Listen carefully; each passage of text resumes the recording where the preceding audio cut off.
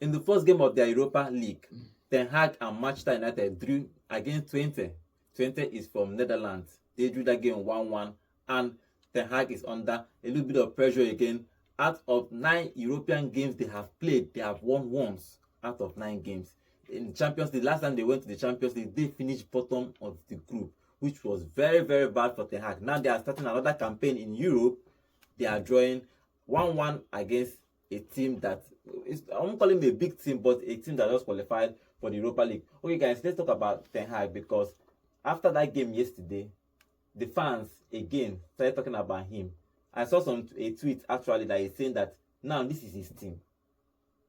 He has brought his first team players that he brought in is over 8 players or more, but still we are not still seeing that good football like everybody is talking about. So what is the problem? I keep asking, is it because of Manchester United there is a foundation, they have foundational costs, they need to bring in a prophet to pray for them, or is the coach issue? Is the coach issue, John? For me, sometimes when we talk about Manchester United, a lot of people feel I'm an antagonist of Man U, but the truth is, you call it as it is, and so far there is something fundamentally wrong with Manchester United. They need a prophet. Maybe they need a seer. I don't know whether they should call prophets or whatever, but whatever they need to do to get out of where they are, they need to do it. And for me, I look at the players playing for Manchester United yesterday, and I'm struggling to come to terms with the fact that it is Manchester United actually struggling, begging to draw Twente in that game yesterday. Man United is struggling, so begging. See, as you put the sentence, struggling, begging. People, they play half fit for more than 30-60 minutes. Even though the statistic possession was showing around almost 70-30, if plus or minus 70-30. I don't want to go into basics at some point. Generally, after 90 minutes, it's almost close. It was almost close because they woke up after they scored their equalizer in the 68th minute. That was when they woke up. Man United had pressured them for the past 4. Now you're saying Man United were begging for scraps in that game. Yes. According to John, Man United were begging for scraps in that game. They were begging Man United did not finish their chances. With a point. Calm down, John. John, calm down. Look at it. Man United went into that game with their heads held high. They came out of that game with their head held high. Because there's no way you would tell me for the past 6 games or for the past 4 games, you've not seen a resurgent Man United side. This is Man United side that concedes. A resurgent Man United side against John, calm down. You say against Barnsley. They played 3 matches without conceding a single goal. That's Man United side. After losing to Liverpool, they played 3 matches straight without conceding a single goal. Whether Barnsley or no Barnsley. Arsenal players did a concede goal. Yes. Every other person played the game and conceded. It was against a lesser team. Man City played and considered. It was against. So don't say against a Barnsley. Now 11 against 11. Nobody team sheets they play. Now players they play. So with your considered goal, carry World Cup now, carry Premier League. Now 11 players they play. Everybody keeps saying Ten Hag is not. If you're not seeing the pattern, I'm seeing the pattern. I could dig up. I could go on. I could bring it out for you. We could bring a placard. I will show you the movement of players. Yesterday game, I was feeling like okay, fine. Ogati was off his pace. Exactly. I noticed that Eriksen couldn't be playing. Eriksen cannot be playing more than 70 minutes in the game. He played more than 60 minutes, and it was his losing of the ball where he was trying to take risks, and you will know he was tired. Like old man, you don't tire. That got them the second. That got Twente the goal. Eriksen lost that ball in midfield and got Twente the goal because after losing the ball, there was no cover for him. Well, I've said this before. I said the plan was to create chances, pressure the position defense. But when you have 3 defenders at the back, and you're hit on the break, and those defenders don't have enough pace to cover up, that's where the problem is for Man United. Because look at the game against Liverpool, they played ball. But whenever Liverpool has that ball and they play that counter, they're always going 3 against 2. You see 2 defenders and the goalkeeper against 3 Liverpool attackers. Who can defend against that? I think the problem here is that they need results. Every other thing is binary. Whether you are talking about keeping clean sheets, whether you are talking about play style, whatever your yardstick of saying Manchester United has improved, without results, you are talking bolder than simple. This is a person who says.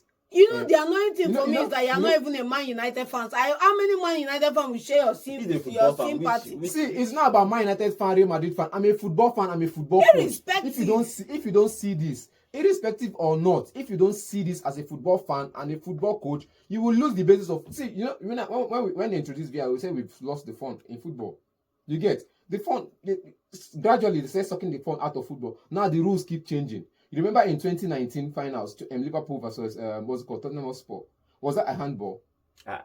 Personally, I won't give it. You won't give it, but it was given. But And it was after that match, after many appeal of that match, it was given. You remember last month? Sorry, I was saying last month, 3 months ago, Germany versus Spain. Was it the finals or so? What happened? Kurela handball. They didn't give a VAR to check it. Now, last night, it was reviewed as an handball. Do you know what Toni Kroos replied? He said, now I can claim I am a UEFA or perhaps a Euro 2024 champion. Because if the handball was given in that game, Germany might have won the game. But now it's given after 3 months. You can't come and overrule it. So I'm just saying, it's not about numbers. When you keep talking about numbers, some players will not play. If you keep talking about numbers, some players that played back then will not see certain lineup in this game. Okay. I'll give you an example. Players like Ronaldinho will not see. If you're talking about just numbers, I disagree. Players like if we Ronaldinho, are talking about numbers, Ronaldinho has the goal record, he has the assist record, he has other metrics to show and be in the team. If you're talking about just numbers, not go there. Let's not go there. If you're talking about just numbers, goals, numbers, nobody will be singing praises of Ronaldo the Great. See what I'm saying? What are you talking about? This man time, he brought in players. You don't expect those players to start immediately to gel. Other teams, I can give you an example. How many years do you want to give Ten Hag? I don't know how many, as long as it takes.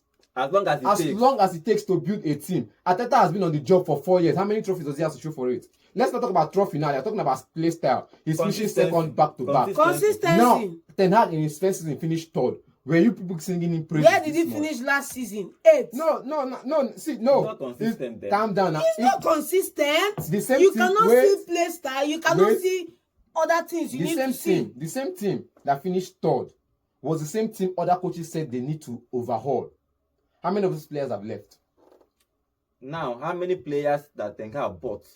Overall, in the past 20 years, in the past 3 years, yes. in the past 3 years, he's brought in total of 21 players. How many of them were on the free? Okay. 6 of them were on free, 6 of them were on loan. Okay. Now, can you build a team? Can you build a team on loan players? This season now, how many Ten Hag's player is playing for Manchester United? That's what we are saying. Ten Hag's player, don't say they signed in. Wait now, approved it. So it's this season, you have Izevski that they just brought in. Never played for him. He's going to grow into the side. You don't expect him to start giving instant results. We said the same thing about Kylian Mbappe going into Real Madrid. You don't expect instant performance. You have a delete. Remember, from Delite's transfer, I was against it from the beginning. He is not Man United quality. I was against it from the beginning. But he's in the side. It's Ten Hag property. No problem. It's just like the same thing that Arteta said about Jesus. Ten Hag said the same thing about Delete. Fine. Let's take that out. Let's crash that. They have a Mazraoui. He came in, he's better than Wan-Bissaka. Man United fans, fine, no problem. I agree with that. To an extent, I agree with that. He's better than Wan-Bissaka on the ball. He doesn't lose possession. He's always in the right places, tracking back, playing and inverting full-back position. Fine. Who else is in the team he brought in this year? Euro is out injured. This summer, I'm talking about this summer. Ugati. Who else is in the side? I just mentioned, Ugati is now a new signing because they felt like out of all the metrics, he's the person that fits into the defensive midfield role. Why is that? You can't have just one defensive midfielder playing all season for you. Last year, who was the defensive midfielder in Man United side? It was what's it called? Casemiro. The only single midfielder. You, will be Arsenal fan. Tell me now, you get only Thomas Partey as your Arsenal defensive midfielder all of last season. In no shape for your body. Didn't you feel it when he was absent? It's a question. My own is that what I'm see. Man City, Manchester City, without Rodri, didn't they feel it in the Champions League finals when they went on to lose against Real Madrid? Didn't they feel it in other semi-finals when they went on to lose against Lille? In quarterfinals of the Champions League, without a defensive midfielder, they went to play that match, and what happened? They lost. I think for that game, Pep decided not to play a defensive midfielder. That's it. Thank you. Not Thank you. See, at the end of the day, at the moment was not match fit. That was why he decided not to play him. It's rather I play without the defensive midfielder than to play with a defensive midfielder that is not match fit. Now, for one full season, Ten Hag went with one defensive midfielder and the whole of the back line. Whose fault for crying out loud? He had money to spend, and he chose not to buy. The whole of the back line that money. were injured. It's not his fault. It was the club was under a takeover. Okay, you can't keep buying players when the clubs. Look at Abramovich last season. How many players did he buy? How many players did he sell? Okay, see what I'm saying. You can't change a dressing room when the club is experiencing no takeover. Problem. I understand what I'm saying, but John, let me ask now. He has explained his own takes, but what I'm saying is that if they give him enough time. How much is enough time? Because, for example, we can give example with Arteta. He has been there for 4 years. Yes. We could see the progress. Okay. Even a blind man can Even see. the blind Okay. can see, yes. I agree. Now, we talked about Maresca. In case you have not seen, we talked about Maresca. One of our podcasts. Go and see what we talked about Maresca. That was Maresca, last night. That was yes. yesterday. So Maresca is building. Everybody, in quotes, even though he is still short, can see. Mm-hmm. The You same know thing we said what- about Ten Hag in his first year. What now we are saying is that how long is this long we are talking about? Because as you said, Man United are exploit their fan base and they are probably their board are I won't say a spoiled child. Look at I'll give you an example now. If City somehow after 10 years, yes. City is winning title, Mm-hmm. and they bring in another coach and they start doing 8-4, 8-5, 8-5, it's going to be the same with Manchester United. Okay. So the problem now is that the fans are not patient enough with him. He has 3 years. People are saying that we want to see progress. As I'm saying now, if you look at Arsenal might not be winning trophy. Okay. But as I said, a blind man can see that they are going to stay top 3. Ten Hag, you cannot spend the amount of money you spent, and you're talking about Ferguson, then they are probably most of the players just move for probably free transfers and academy players. You're They forgetting can that, give him time. You're forgetting Simple. that. You're forgetting that Chelsea are a side that doesn't keep coach. See, I said this before and I'll say it again. Alex Ferguson, before was given the job, how many times did he finish 13th? I read a newspaper article where the front page was Ferguson out. A whole half page of the front page newspaper was dedicated to Ferguson out. People writing their reason. What happened after? He's one of the greatest coaches in the Premier League. Yes, Pep Guardiola first 2 years in Man City. Well, just so if you cannot give a coach time, how much time will you continue to sack and bring in coach? Remember Chelsea. That's where you have a point. Chelsea is a buy and sell club. So you're talking about Pochettino about leaving and signing and bringing in Maresca and his plans. Maresca's plans. If you forget that Chelsea, if you're talking about Maresca building now, you're forgetting that Chelsea has always been, when you come in, start immediately to show. After you finish, your brain don't expire. You can go and let another person come in and start showing his fresh instincts in the job. So for Ten Hag now, he's come in. From where he came in, he was a champion. Yeah, from Ajax. From yes. Ajax, he was a champion. So he came into the Man United side, and most of the Man United side said, because we all know that inside Man United, Christ is done there already. Yes. Ole Gunnar Solskjaer came in. Ole Gunnar Solskjaer have been beat PSG now as Yes, an in interim Champions manager, League, Champions League. When you know they're already out already, he came with a comeback. He won PSG with academy guys. Went on 3 years, finished third. What's happened? They said he was a PE teacher. It wasn't enough. A PE teacher wasn't enough. Forgetting that before he came to Man United, he was a champion somewhere in the Norway League. He was a champion. He was winning trophies with Mode. He had players that could play in the Champions League. He was qualifying them for Europa League.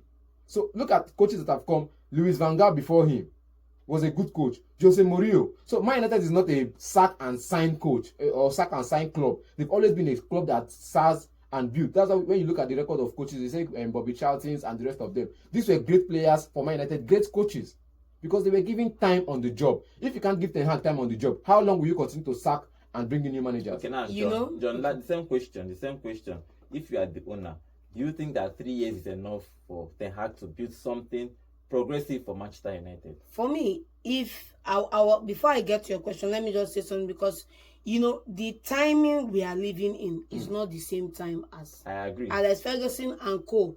Clubs, the manager was the sporting director, the manager was the recruitment head, the manager was the trainer and the coach. Come Now, on, no. those They had a roles, team. They had a team. excuse me. See, They had a team. No, they had a team. excuse me. Don't say the manager was. They had a Excuse me. team. Continue. excuse me. Continue. Alex Ferguson at Manchester United and Arteta at Arsenal, they are not playing the same role. The same office Ferguson played at Manchester United, Edu and Arteta are playing that role. In some clubs, we have the CEO, Todd Bowley, and the head of recruitment playing that role. Baba is, what's his name? Maresca, Pochettino, or whoever is just playing the coaching role. Is no more manager. He's now head coach. Head coach you take care of the team they assemble for you, they seek your advice where necessary, and they recruit players in for you. You understand me? Now, when you are coming into the role, you give them a list of players you want to work with, and they work with you to get them in. That's what it is. So right now, at this point in time in football, where we are talking about football the way it is now, they don't have 6 years, 12 years to give you. Within look at every contract that's been signed, coaching contract that's been signed in the last decade. It's 2-3 years. So the club have a project. They are looking for the manager to come and execute that project. And based on the vision you sell the club, they buy into the vision and work with you to bring that plan into fruition. Now, if you tell me you have a 2-3 year contract, and you have your matching orders for Manchester United, you have the players you want to get in, and you've gotten your list, and the club are working with you now with financial constraints. We all know what happened post-COVID to get in players for you. You have to meet the club halfway. So you can't come in here and be telling me, give this man 6 years, give this man 7 years, when both sides are not ticking off items off the box. Now, Ten Hag did not get the players he wanted in his first season. But for crying out loud, if you go over 3 years, this man has brought in 21 players. Like you can say, 13 have come in loan free transfer. We have about 8 paid for. You know, well over 600 million pounds spent. You get me? Your players you wanted, both the ones that are overpriced, that are underperforming, that paid 95 million pounds for, they are your players. You understand me? So at a certain level, the club have invested in you. The club has brought in medical staff.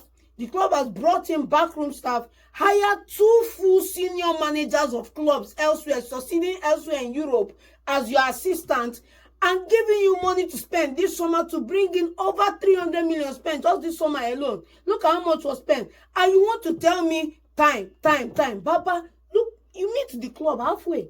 I feel that 3 years is more than enough to see progress.